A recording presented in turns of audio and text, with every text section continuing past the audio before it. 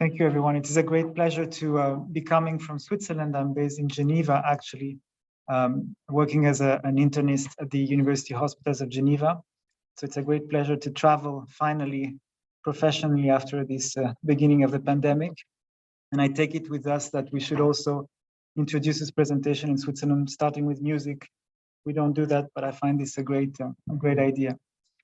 So it's my pleasure to present to you what we do in Magic. You should focus on Zoom as well. And how we hope to enhance the digital and trustworthy evidence ecosystem. I have no financial conflict of interest with the presentation here. It's important what we do in Magic has to stay out of any conflict of interest financial, but I have strong intellectual investment, like Per and the others, in everything we do. Listed here, the Great Working Group, Magic, the BMJ Rapid Rex, etc. So of course, I will be a little promotional in our work, but feel free to evaluate it on your own terms. We are in a pandemic, of course, so I've chosen a case of COVID, but we speak of other things as well. Think of John, this imaginary patient, engineer, hospitalized, who is reading the media like all of us all, and is realizing that he would maybe need a cocktail of antibodies because his COVID case is getting more severe. And he's asking about that. He's also interested in what happens in the States, a little less now, but it was very influential. Horse paste that people ate, ivermectin. So he's asking a lot of questions, and he's very aware of things happening. Is good?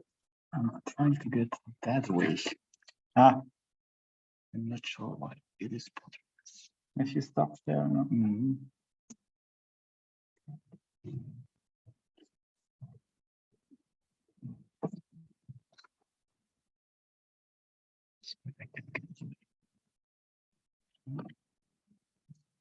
Any good advice from the room? Yeah, sorry. Down is better. Yeah, technology, huh? And I can also do that. Is that better? Okay. Sean is asking questions about monoclonal antibodies and ivermectin. So, clinicians and their patients need guidance. It needs to be trustworthy. It's going to be a fight. You know what? Let's give up. I'll put it on the top. It's easier. Gosh. Clinicians need and patients need guidelines. They need it to be trustworthy, timely, up to date, accessible, understandable. And so organizations producing these guidelines need to have the best current standards, the methods to do so, processes and platforms. So how can all of these people working in that field help John and his doctor get the right information? How can this evidence ecosystem provide the right advice and the right timing? To understand that, we need to go a bit past in time. So I invite you in the pre-COVID era, 2 decades ago, when all the principles of EBM started. Per van Dijk mentioned Canada, where some of us went to train with the leaders of EBM, Gordon Guyatt in particular, who is part of our Magic team. And this has changed medicine, as we know. This has structured the knowledge and how we appraise it.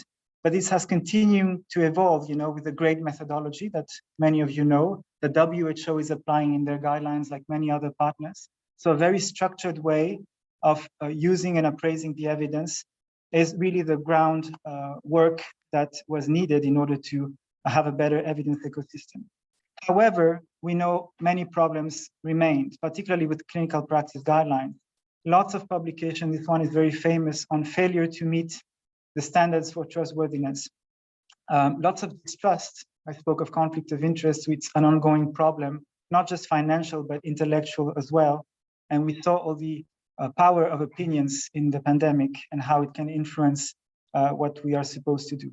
And a more profound criticism, which is guidelines, is from the past. We shouldn't focus on guidelines. We're in a post-guideline era where it's all about the interaction with the patients, shared decision-making, of course, with the danger of removing any sort of guidance and maybe be dealing with a very large information overload. So this problem have massively remained. A decade ago, there were standards for trustworthiness for guidelines by the Institute of Medicine. They are listed here. They make a lot of sense. It's basically transparency about the question, the sources of the evidence, how we appraise it, who is involved in the process, that they have no conflict of interest, that patients have participated. If you really read them one by one, there is no criteria that is insanely crazy. It makes sense for a guideline to apply those trustworthiness criteria. But, and the study of Kuhn et al. Was very famous a decade ago, it remains true. More than half of the guidelines meet only half of the trustworthiness criteria. And in certain specialties, it's even worse. So we made progress in EBM, we made progress in methods. We know we need guidance with the massive information overload that is out there, but we sometimes fail to make progress in the methodology of the guideline itself, not to mention the massive conflict of interest leading it. We have an ecosystem. An ecosystem means that the partners are already in place, all of the stakeholders working in the evidence in the background in the clinical field. So it's not like we have to make something new. The evidence ecosystem exists, but there is those silos that you mentioned as well in your introductory presentation. And we try to work from one silo to the other, but probably not very effectively. And this is where we in MAGIC hope to help. The MAGIC evidence ecosystem, as we chose to call it, foundation, has this goal of helping bridge those silos and meet the trustworthiness criteria for evidence appraisal and clinical practice guidelines. So we are a very large team. Our board here are 4 members: Per Van Wyk, Lynn Brandt, Gordon Guyot that I mentioned, and myself, but many others, Stein van der Velde, Anja Foghin, who is in the room as well, participated in the last decade in development of our projects and collaboration. And here is our vision, very summarized, of what the ecosystem might be. The patient is at the center. Everything we do in the ecosystem is to improve the care of patients. But you have evidence producers, people who do trials, observational studies, like the studies we've seen, on each topic and condition. Evidence synthesizers, systematic reviewers, meta-analysts, statisticians who try to get a little higher in the body of evidence and gather all the evidence on a given questions. But this is not enough. Then it moves to guideline makers, people who try to provide guidance, institutions, WHO, national authorities, etc., whose aim is to disseminate processed knowledge that can be actually applied in practice in the form of guidelines to clinicians, but also tools for patients, shared decision-making, things that can support the conversation. So evidence disseminators to patients. We have the brave ones at the bottom, probably the more brave of them all, the evidence implementers, the people who try to improve the quality of care, all the front field clinicians, physicians, nurses who try to bring that evidence in the field. And it's a loop, right? Because everybody knows the knowledge gap. We hope the research priorities are matched with what we see in practice. Not always the case, but we try. And this goes on. And we believe that's what the ecosystem is, with many other partners that are not mentioned here, but health policy makers, system level actors in the field that influence that evidence ecosystem. Behind it, in the background, we believe there's a strong need of ingredients to improve, to make this evidence ecosystem flow better. We need development of sound methods, and I alluded to them in terms of methodology. We need coordination and support. Those methods are complex. The job of methodologists now has become, a specialty in itself in supporting groups to apply these methodologies in practice. We need tools and platforms in 2021, not just PDF and Word documents on how to produce guidelines, but how to digitally structure everything. And this is in the middle of this evidence ecosystem. MAGIC is trying to digitally structure all the ingredients of evidence, appraisal, and guidelines. You need to partner with patients throughout the process, not just at the beginning and very end, but throughout each of these steps. Train everyone so that they become independent and can do then the work on their own. And you need to share a culture of innovation and sharing and data sharing that is important. So of course you could put anything that you value most at the middle of this evidence ecosystem. This is just a snapshot of what we think in MAGIC is central to make things happen. And one of the deliverables we've created in our non-for-profit foundation is the MAGIC app, which is an authoring and publication platform. And bear with me, I won't be too technical, but just show you a bit of what MAGIC can do.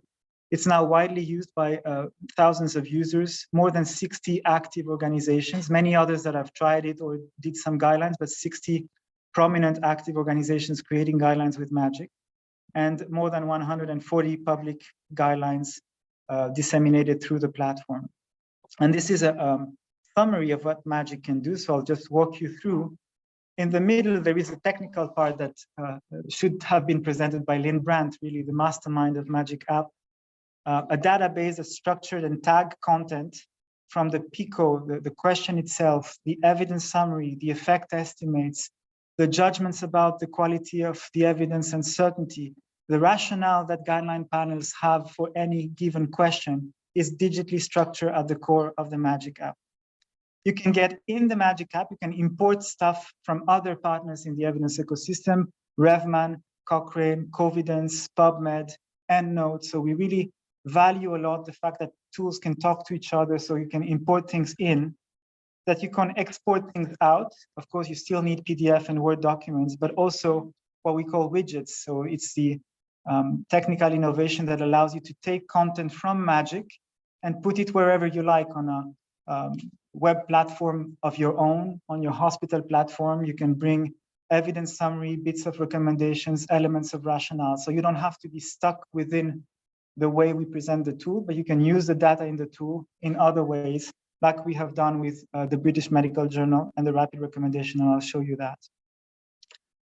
Within Magic, we've innovated to create presentation formats, because when you have all these ingredients, you can start and play and test what formats work better for practice, how clinicians and patients understand the evidence better. So those formats are implemented in Magic, interactive, multi-layered. You can integrate it in electronic health record. This is really a next step, and Stein van der Velde will probably talk about it, and Lynn Brandt is conducting research on that field as well. How you can bring the recommendation, the evidence summary within our own practice in the electronic health record. You can adapt guidelines. It is very interesting. We were discussing with WHO this morning, how when you produce a guideline with those platforms, you can then hopefully share the data and adapt the elements that are different in a given country, in a given context, but still have use of everything else that may be the same or not change. And you can develop, this is one of my favorite parts of Magic, decision aids. So formats of the same ingredients that help you discuss with patients at the point of care and improve shared decision making. This is very dynamic because, like when you do digital work, any change you make is saved and traceable, and any new change will impact the rest of the guideline inside. So it opens the doors to what we call living evidence and living guidelines, to not be a static guideline or static evidence summary, but something that moves. So this is really an overview, and it might be too much, but of what Magic currently offers in the field. I mentioned shared decision making. Here's an example of the research we did to translate guideline elements in tools for shared decision making, and not say it's either guidelines or shared decision making. It's actually both. Clinicians need the guidance. We have stronger recommendations, but also conditional and weak recommendations. And all of these elements can be used to discuss and make real life decisions that may agree or not agree with a given recommendation. We do a lot of user testing. So the formats we do, we test, and it's been done a lot in Norway here, in real decision making with real clinicians, real patients. And we develop formats that can be used on platforms, iPads, etc. This is a very interesting field of research as well, is to identify gaps in the way we structure the evidence. What we found, and it was a PhD work from Anja Falkin, who found that practical issues, the summary of what patients share as practical issues in daily life, was not systematically summarized in evidence summary. So we did create a structure in Magic App. We mapped out patient experience from large databases. And you could see here dimensions of food, exercise, social life, coordination of care that we know patients talk about and that are ingredients for shared decision making. And so this is not just theoretical, but once you do the work, you structure the data in Magic App to invite people in the evidence ecosystem to summarize it, to bring that to their attention.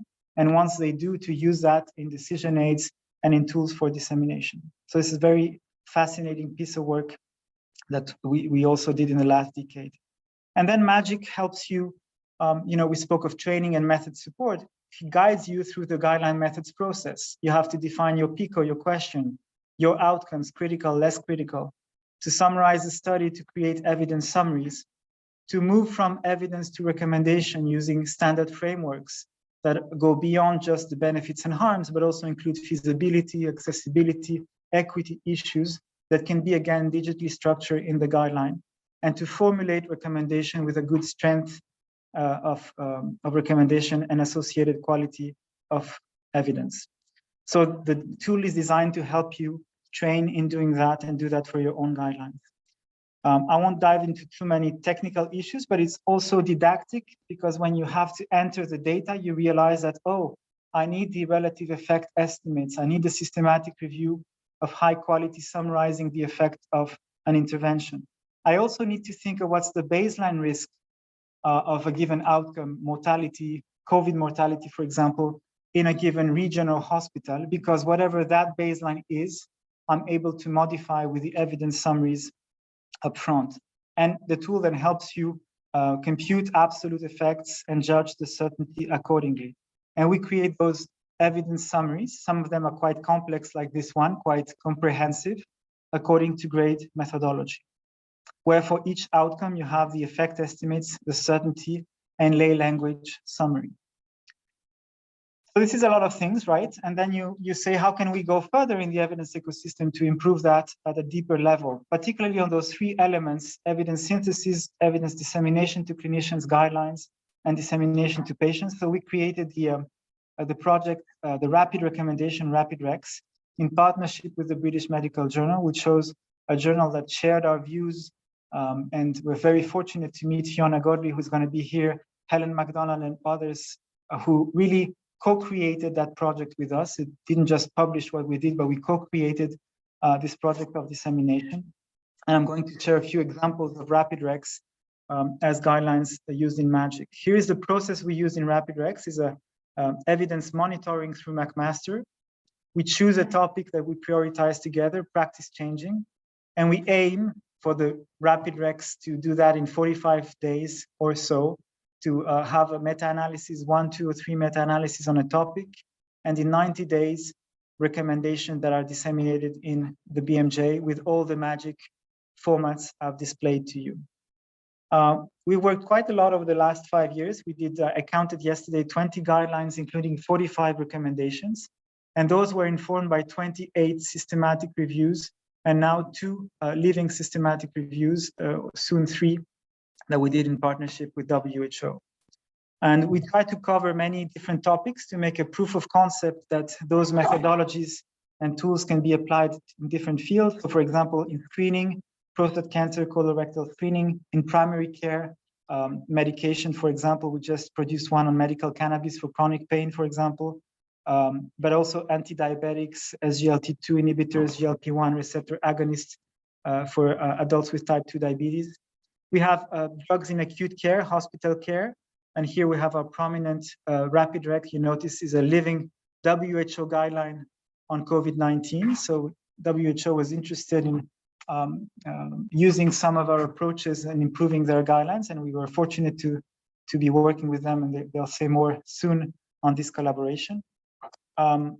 We also chose topics that are choosing wisely, if you like, so less is more approach, recommendations for current practice that do not work, so strong recommendation to stop using them with the same approach, and we'll allude to the subacromial decompression surgery, for example, shoulder surgery for shoulder pain, or arthroscopy. And we also summarize evidence for devices like TAVI for surgical versus surgical aortic valve replacement therapy. So the idea here was not to cover the whole of medicine, but to prove that you can apply those methods across the board. We don't have anything on autism, but maybe soon we'll have a Rapid Rec on autism, I hope. So I'll just use a few examples, the one on diabetes, the one on WHO, and Stein will then show one on shoulder surgery to help you see what we mean by this work. Here's the diabetes one. And here's another innovation, is to say, now we have all the ingredients in MAGIC app, can we also work on infographics? So this is a partnership with the BMJ, visuals that help you understand, mapping better the evidence. Here's the population, a very complex population, of adults with few risk factors, cardiovascular risk factors, more than 3, an actual cardiovascular disease, chronic kidney disease, or a combination of both.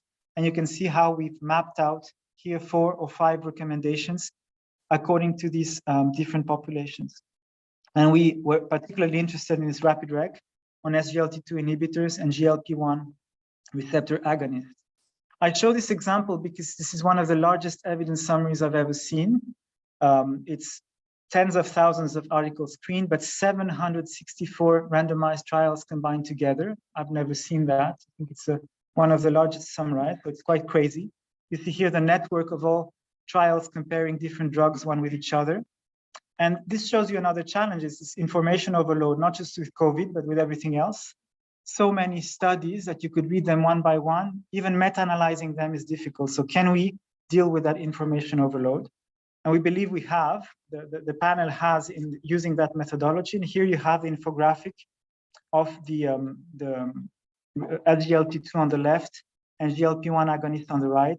And with the strength of recommendation for each of the risk strata, each of the different groups, weak against, then weak in favor, then sometimes strong in favor for the patients who have combined risk factors. So this gives you an immediate visual of the recommendation, and you can dive at each level and have the evidence summaries for each level.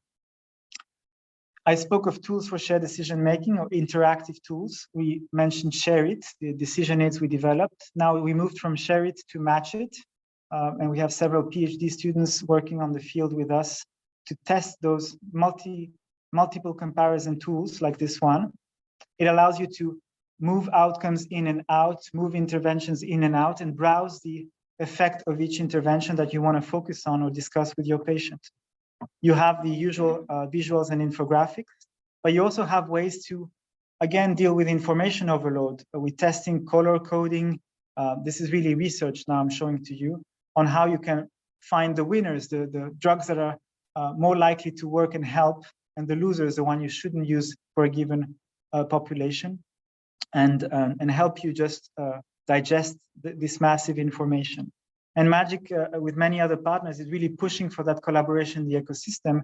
If you think of those drugs, they are not just the work of cardiologists or diabetologists, but also nephrologists, internists, primary care physicians. So you need to have all those people working together and not just a given specialty. If I come back to John, I still some COVID in the air. John has still his questions about the treatment.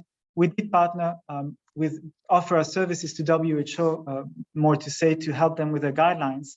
And we helped, our large team helped with 3 living systematic reviews, one on therapy, one on prophylaxis, and one on blood-related products, including monoclonal antibodies.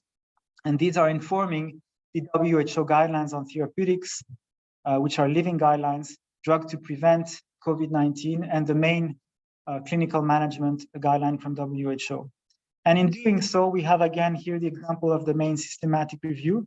Again, one of the largest we've seen, with tens of thousands of articles and databases summarized. Almost 2,000 randomized trials now included on the drugs on COVID.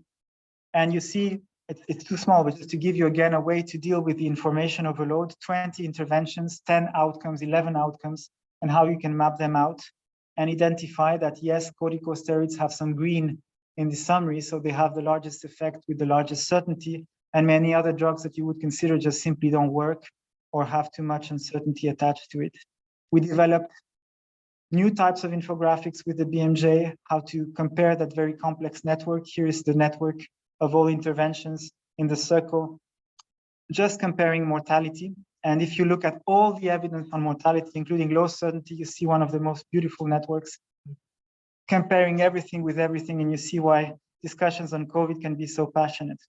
And the WHO guideline is also published in the BMJ, again with those infographics, and you see how visually you can see the recommendation, the treatments not recommended. Ivermectin is not, sadly for some, and hydroxychloroquine, but we do have the steroids, we do have the anti-IL-6 monoclonal antibodies, and as WHO is leading the continuous living guidance, new drugs that will appear, new decisions to make. Do we combine everything? Do we choose one or the other? You can see the challenges in moving target. Here, the summary of the monoclonal antibodies has this other way of using the same information. I've shown you a quick infographic on main outcomes, no difference on certain difference from others, and help you understand why the recommendation made by the panel is the one shown here. I'll stop here and I'll move to Stein. This just a brief overview. I hope it was not too much on what magic can do, but the next step, I said, are the brave ones, the ones who are actually using this to change practice. So the evidence implementers, and Stein will tell you about one of our large project, the E3 project, that hopes to help in that field. Thank you very much.